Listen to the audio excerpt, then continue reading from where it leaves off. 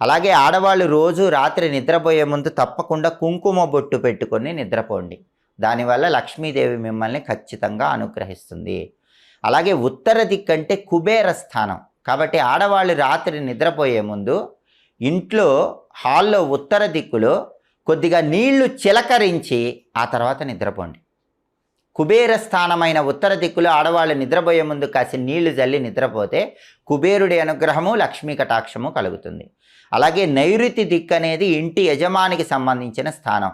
ఆడవాళ్ళు ఎప్పుడు రాత్రి నిద్రపోయే ముందు నైరుతి దిక్కులో చీకటి లేకుండా చూసుకోండి. ఇంట్లో నైరుతిలో చీకటి ఉండకూడదు.